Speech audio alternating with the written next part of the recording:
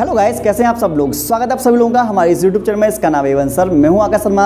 आज आप लोगों को एक गंभीर समस्या के ऊपर हम बात करने वाले हैं, जो कि मुझे लग रहा है कि बहुत ज़्यादा बात करना ज़रूरी है इसके ऊपर, क्योंकि मैं देख रहा हूं कि आजकल जो ठंड का मौसम है, ठंड के मौसम में आप लोगों के पास एक बहुत अच्छा बहाना मिल गया है कि सर हमें पढ़ाई में मतलब कि मन नहीं लग रहा है, या फिर ठंड बहुत पड़ रही है, या फिर हम कोचिंग में, अगर मैं कोचिंग में पढ़ाने के लिए जाता हूँ तो मैं देखता हूँ कि संख्या कभी कभी बहुत ज़्यादा कम हो जाती है, या फिर कभी कभी मैसेज आता है कि सर आज की छुट्टी कर दीजिए, आज ठंड बहुत है।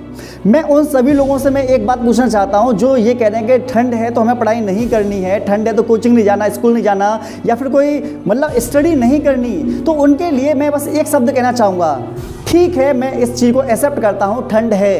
तो अगर ठंड है तो फिर आपके घर वाले भी घर में बैठे हुए होंगे, वो तो बाहर नहीं गए होंगे। आपने देखा होगा कि जब आप घर से बाहर निकल के जाते हो तो कोई दुकान खुली हुई भी नहीं मिलती होगी आपको। आपने देखा होगा कि मार्केट में आप जाते होंगे तो पूरी मार्केट बंद होगी, क्यों? क्योंकि ठंड पड़ रही है ना। लेकिन ऐसा बिल्कुल नहीं होता।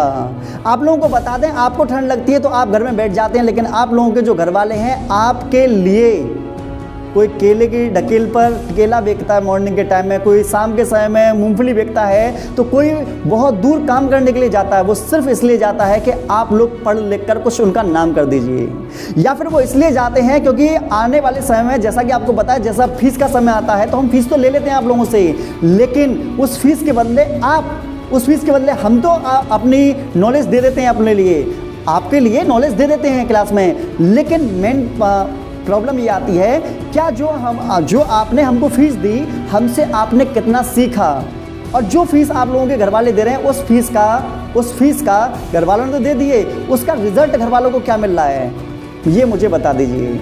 आप लोगों को बता दें, बहुत सी प्रॉब्लम आती हैं कि ये कहते हैं कि भाई ठंड लग रही है, तो देखो ठंड हर एक व्यक्ति के लिए समान ठंड है, सिर्फ स्टूडेंट के लिए ठंड नहीं है। तो जब सब व्यक्ति अपने अपने काम पर जाते हैं, सब लोग अपने अपने काम को करते हैं, तो आपका भी कर्तव्य बनता है कि आपको मॉर्निंग के टाइम हो, चाहे फिर इवनिंग का टाइम हो, चाहे वो कोई सा भी समय क्यों ना हो, अगर आपका काम पढ़ाई का है, एक स्टूडेंट पढ़ने के लिए ही पूरा टाइम निकालता है, तो आपको बताना, आपको सिर्फ पढ़ना ही है।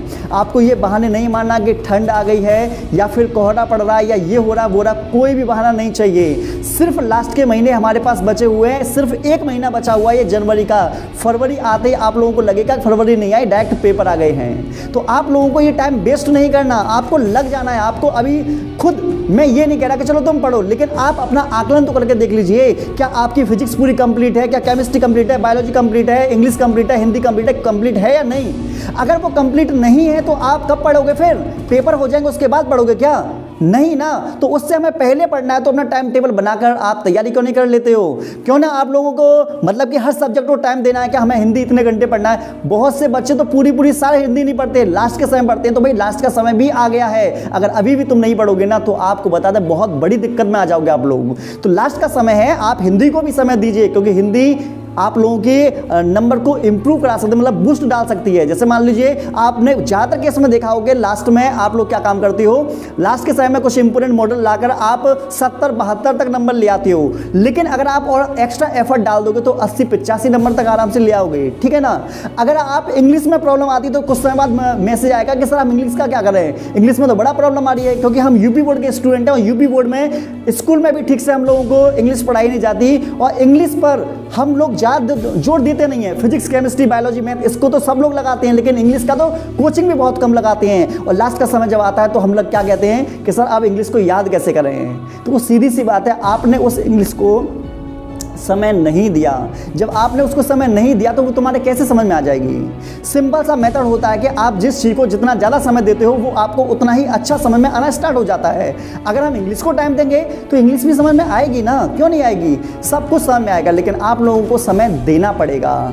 बात समय ये नहीं, आप लोग बहाने मारना बिल्कुल छोड़ दीजिए। आज भी मैं आप लोगों को बता रहा हूँ, जो टॉपर व्यक्ति है, जिसने सोच रखा है, अपना टारगेट बना रखा है कि इंटर होने के बाद में मुझे कुछ बड़ा करना है, जैसे मान लो जीमेंस की तैयारी करनी है, या फिर नीट की तैयारी करनी है, या कोई डिप्लोमा करना है, तो उन सभी चीज़ों में आने वाला जो फ्यूचर है उन सभी चीज़ों में क्या पूछा जाता है, यही चीज़ें आती हैं आपके 9th high school, first year, inter, यही सब चीज़ें पूछी जाती हैं। तो आप लोगों को क्या काम करना है, इन्हीं सब चीज़ों पर अपना पूरा फोकस बनाना, उन्हीं चीज़ों पर अपनी कमांड बनानी है, उसमें आप लोगों को बिल्कुल भी कंप्रोमाइज़ नहीं करना। अगर आप अच्छे तरीके से पढ़ाई करते हैं तो आने वाला कोई सा भी कोर्स होगा वो आप लोगों को ईजिली समझ में आएगा। अब जैसे कि आप लोगों को बता दें, फर्स्ट ईयर और इंटर है, जब नीट का पेपर बनता है तो कहाँ से आता है?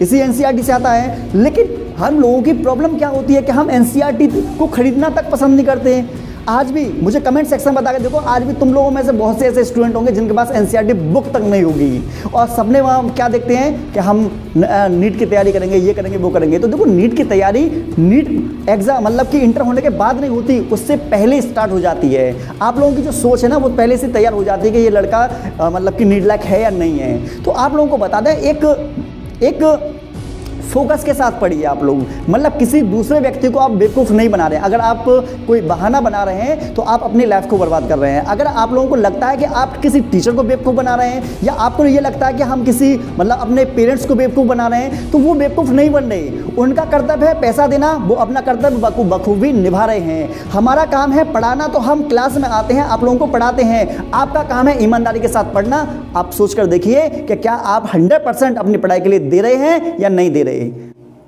अगर आप 100% अपनी पढ़ाई को दे रहे हैं तो मैं इस बात से मतलब कि बिल्कुल सहमत हूं कि जो बच्चा 100% पढ़ाई को देगा उसके नंबर भी अच्छे आएंगे। आने वाले समय में जो कुछ भी वो करना चाह रहा है वो कर भी पाएगा। उसके पीछे का बस एक ही कारण है कि अगर आप लोगों ने आज मेहनत करना स्टार्ट कर दिया तो भविष्य में आप लोग कभी भी फेल नहीं होंगे, क्योंकि मेहनत करने वाला जो व्यक्ति होता है वो कभी भी फेल नहीं होता।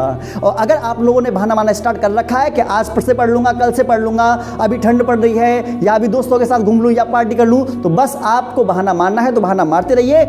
आने वाले समय में आपका जो टाइम है वो इस तरीके से आ जाएगा कि लाइफ जो है वो आपको इस तरीके से आप लोग घूम रहे होंगे, उंगली पर कोई दूसरा ही नचा रहा होगा आप लोगों को। तो मैं बस इतना आप लोगों से कहना चाह रहा हूं कि आप लोगों को अंदर से जुनून नहीं आता है तो भाई क्यों नहीं आता है? देखो, पढ़ाई करनी है तो हम लोग सिर्फ और सिर्फ आप लोगों के पढ़ाई के दरवाजे खोल सकते हैं, लेकिन सिर्फ खोल तो सकते हैं। अब अगर आपको चलना है तो भाई देखो, हमें चलना होता तो हम तो खुद आगे चल जाते, लेकिन आपको चलना है, एग्जाम आपको देना है, तो आपको आगे बढ़ना होगा। अगर हमने आपसे कुछ कह दिया कि भाई ये वाला चैप्टर इंपॉर्टेंट है, इसे याद करके लाओ, तो वही वो याद होना चाहिए। अगर हमने आपसे कह दिया कि ये वाली वीडियो इंपॉर्टेंट है, इस वाली वीडियो को देखो, तो वो देखने लेनी चाहिए। अगर हमने बोल दिया कि 0 to टॉप या यूपी बोर्ड में 90 नंबर कैसे लाएं, या फिर स्टूडेंट की प्रॉब्लम्स की जो प्लेलिस्ट है उसे देखो, तो देखना है वो आप लोगों को। ऐसा नहीं है कि बाद में कर लेंगे, नहीं। अगर कोई टीचर आप लोगों को बोल रहा है तो बहुत सोच समझ कर बोल रहा होगा। लास्ट के समय में कोई भी टीचर जो होता है अपने बच्चों के भविष्य को खराब करने के लिए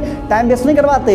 तो हम लोग अगर आप लोगों से कुछ कह रहे हैं कि भाई इस काम को कर लीजिए या ऐसे पढ़ लीजिए, या फिर पढ़ाई का तरीका अगर हम बता रहे हैं, तो हमें पता है आप लोगों को, हम लोगों को पता है कि किस तरीके से आप लोगों के नंबर आपको बढ़वाने हैं। हमें पता है कि किस तरीके से आप लोगों के नंबर इंक्रीज हो सकते हैं।